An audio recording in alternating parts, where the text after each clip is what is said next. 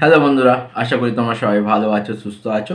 আর একটা নতুন ভিডিও নিয়ে চলে এসেছি। এই ভিডিওতে ভারতীয় সিনেমা সংক্রান্ত বেশ কিছু আপডেট দেবো, বেশ কিছু বড় বড় আপডেট দেবো। তো প্লিজ কেউ ভিডিওটা স্কিপ করবে না, দেখতে থাকো। প্রথম আপডেট হচ্ছে আরফান নিশোর দাগি সিনেমাটাকে নিয়ে। আমরা সবাই ভেবেছিলাম বা শোনা যাচ্ছিল কি দাগিতে আরফান নিশোর অপোজিটে হয়তো আমরা জিতু সেনগুপ্তকে দেখতে পাবো অ্যাজ এ ভিলেন। কিন্তু এখন শোনা যাচ্ছে যিশু সেনগুপ্তকে আর নিশোর অপোজিটে ভিলেনে দেখতে পাওয়া যাবে না, তার পরিবর্তে দেখা যাবে সাইদুদ্দিন জামান সালিমকে।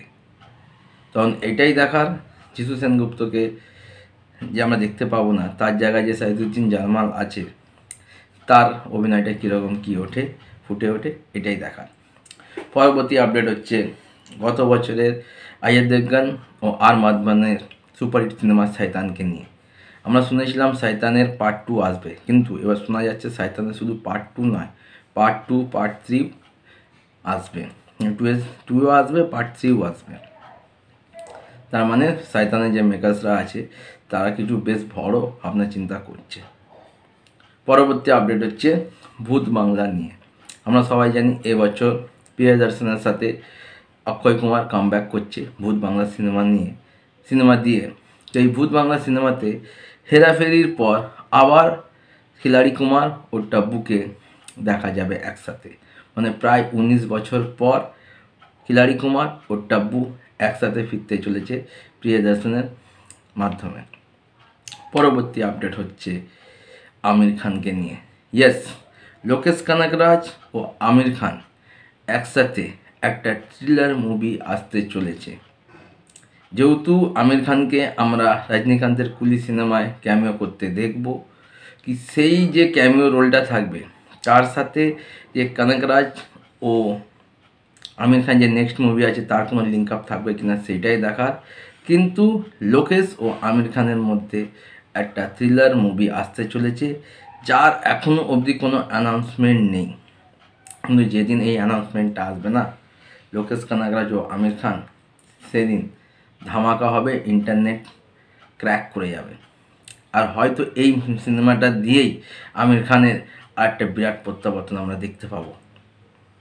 পরবর্তী আপডেট হচ্ছে ধুম 4কে নিয়ে। দেখো, ধুম 4 নিয়ে কিছু না কিছু আপডেট এসেই যাচ্ছে। কিছুদিন আগে আপডেট এসেছিলো রণবীর কাপুরকে আমরা দেখতে পাবো ধুম 4-এ, এটা ফাইনাল হয়ে গেছে। কিন্তু এখন শোনা যাচ্ছে ধুম 4-এ আবার নাকি রণবীর কাপুরের সাথে বিকি কৌশলকেও আমরা দেখতে পাবো। আর এই দুজনকে হয়তো আমরা পুলিশের চরিত্রে দেখতে পাবো। মানে ধুমের যে মেন ক্যারেক্টার চোর বা থিপ, সেই ক্যারেক্টারে কিন্তু এই দুজনকে আমরা দেখতে পাবো না।